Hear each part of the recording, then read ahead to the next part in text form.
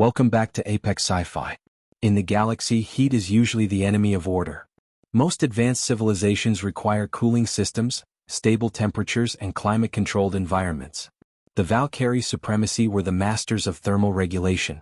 Their armor was refrigerated. Their vehicles were shielded against the slightest infrared spike. When they landed on Ignis Prime, a world where the tectonic plates are constantly grinding and the oceans are made of molten basalt, they stayed in the blue zones.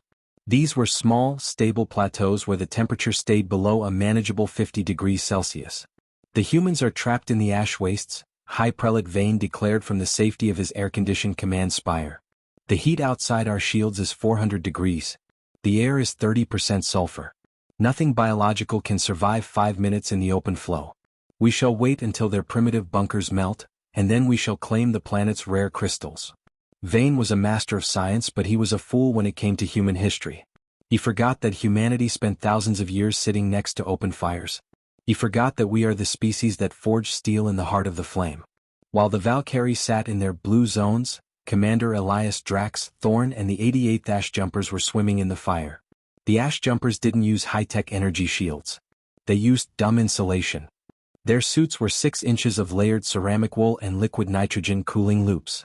They were heavy, they were ugly, and they made the humans look like walking tanks of soot. Drax here. We're in the pipe, Thorn whispered, his voice vibrating through the thick insulation of his helmet. The Ash Jumpers weren't marching across the surface. They were using the lava tubes, natural, underground tunnels formed by flowing magma. To a Valkyrie, a lava tube was a death trap. To the Ash Jumpers, it was a secret highway that led directly under the enemy's feet. Thorn led his squad through a tunnel where the walls were literally glowing red. The floor was a river of liquid fire, and the humans were wading through it, their heavy boots splashing through molten rock. Heat levels? Thorn asked. Suits are at 90% capacity, boss, his engineer replied, the sound of hissing steam filling the comms. The coolant is boiling, but we're almost at the target. The Valkyrie sensors are blind to us. They think we're just another magma surge. The Valkyrie base was built on a safe rock island, surrounded by a sea of lava.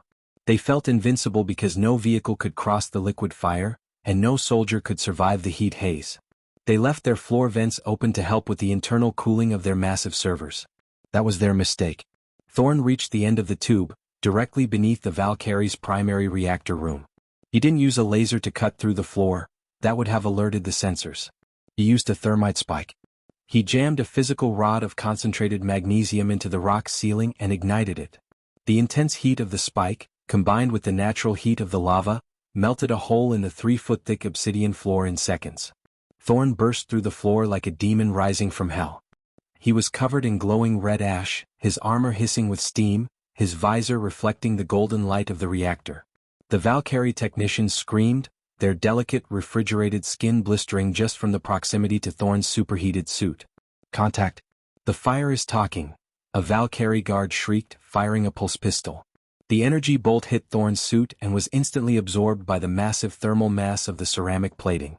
I've had hotter showers than that, pal, Thorn growled. He raised a heavy, short-barreled shotgun and fired. The kinetic blast didn't just kill the guard, it shattered the cooling pipes in the room. Suddenly, the blue zone was flooded with the raw, 400-degree air of Ignis Prime. The Valkyrie soldiers began to collapse instantly.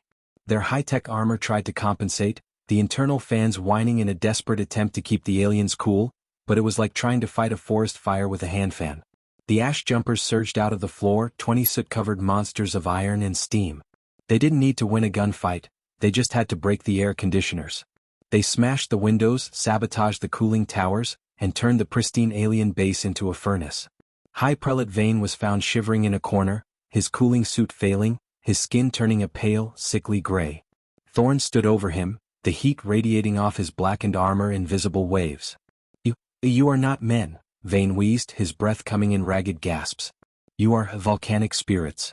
No living thing chooses to walk in the flame. Thorn cracked his visor, letting out a puff of superheated steam. We didn't choose the flame, Vane.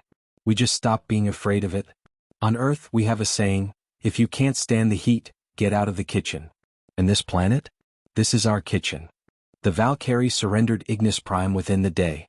They realized that their technology made them masters of the stable, but it made them victims of the extreme. The Galactic Council's new military entry for the volcanic vanguard was a stark warning to any empire with a preference for comfort. Do not assume environmental hazards are barriers to human movement. Humans possess a unique psychological trait. They view extreme heat as a resource rather than a threat. They will use your own cooling vents as doorways and your lava rivers as cover. Against humans there is no safe zone. Humanity had proven the ultimate environmental HFY truth. We are the children of the hearth. We are the ones who tamed fire when the rest of the world was shivering in the dark. And if you try to hide from us in a volcano, don't be surprised when we come out of the lava to meet you. This has been Apex Sci-Fi. If it's too hot for you, it's just right for us. If you enjoyed this fiery victory of the Ash Jumpers, hit that like button. Comment below, what is the hottest place you've ever been? Subscribe for the next Front of the Boots of Terra, the Marathon of Death. The ash is falling. The fire is ours.